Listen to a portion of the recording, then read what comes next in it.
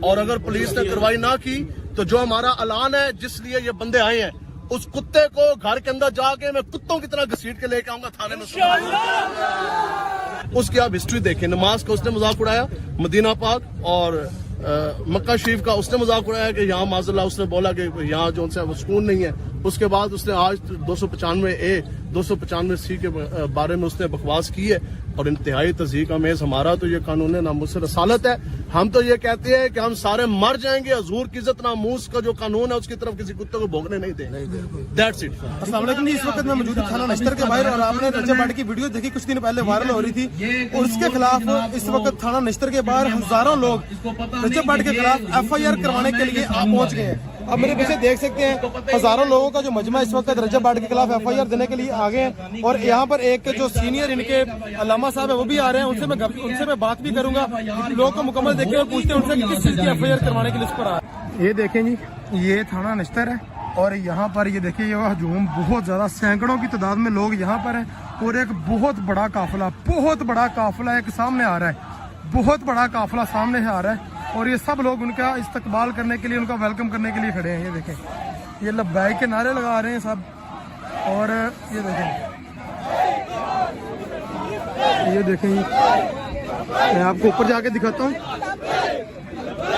یہ دیکھیں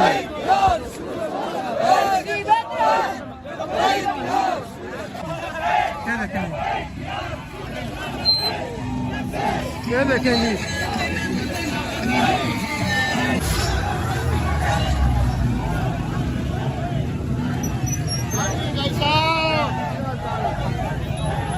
یہ دیکھیں گے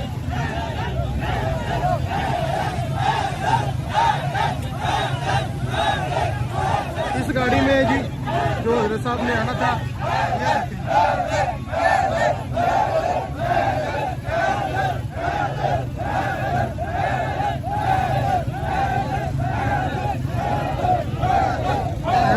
ان کے پاس جا کر ان سے گفتگو کرنے کی تاکہ جو ان کا جو موقف ہے وہ آپ کے سامنے لایا جا سکے.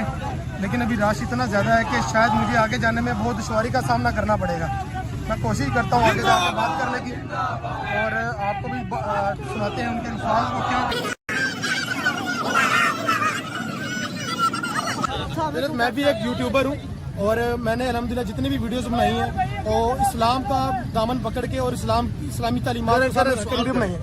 تو ہم نے ٹک ٹاک اور سوشل میڈیا پہ ہم نے ویڈیوز دیکھی ہیں. سب سے پہلے تو ہمیں یہ بتائیے, کافی سارے لوگوں کے یہ کمنٹس ہیں کہ 295C ہے کیا.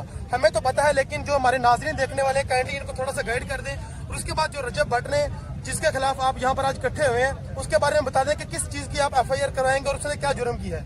بسم اللہ الرحمن الرحیم. سب سے بنیادی بات یہ ہے کہ رجب بٹ نامی جو شخص ہے یہ اس کا دعویٰ ہے, یہ اس کا کلیم ہے کہ وہ یہ کہہ رہا ہے کہ اس کے اوپر 295A اور 295C دو دفعہ لگی ہیں.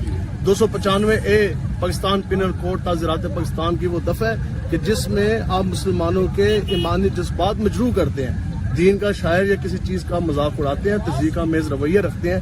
That is called 295A PPC. اور 295C جو سے ہے وہ امام الانبیاء حضور علیہ الصلوۃ والسلام کی شان اقدس کے اندر کوئی اگر توہین کرے تو وہ ہے.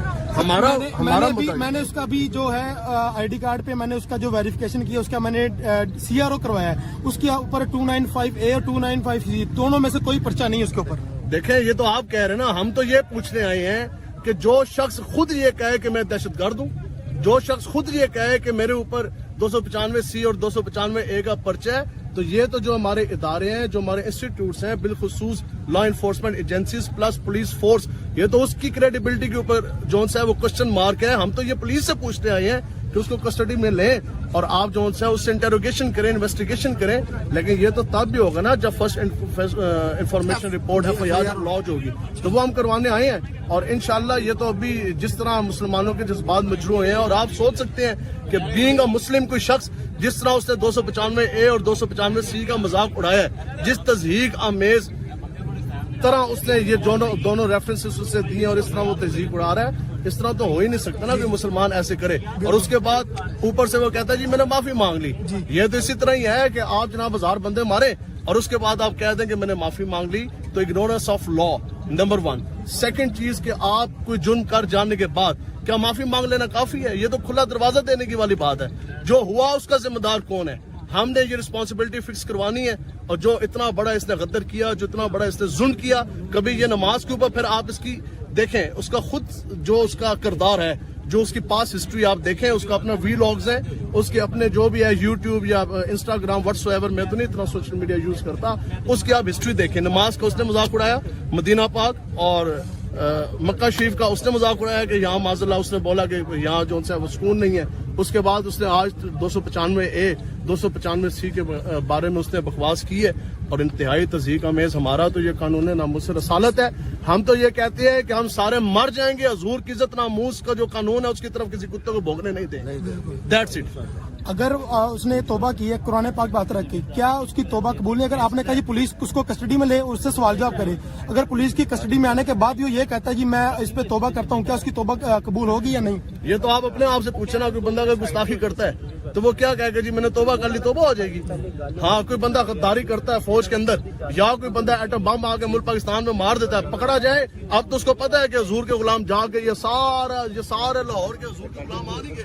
आप देखें कितनी अवाम है, अब तो उसको पता है कि ये सारे लोग आ गए। अगर तो कोई ऐसी बात थी तो 4 दिन गुजरे, ये तो उसको पता लग गया। भाई मैं आपको सिर्फ इतनी बात बता दूं कि ये हो ही नहीं सकता।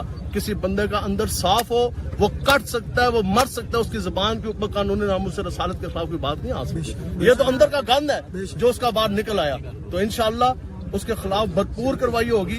और अगर पुलिस ने कार्रवाई ना की तो जो हमारा ऐलान है जिसलिए ये बंदे आए हैं, उस कुत्ते को घर के अंदर जाके मैं कुत्तों की तरह घसीट के लेके आऊंगा थाने में। लेकिन ये नहीं हो सकता कोई बंदा बकवास करे आधी गली से निकल जाए, हाँ उससे क्या, हाँ खाक हो जाए और दुफ जल कर। हम तो रजा जिस वक्त दम में दम है, हजूर की इज्जत पे पैरा देते जाएंगे। ताजदार खत्म नबुव्वत।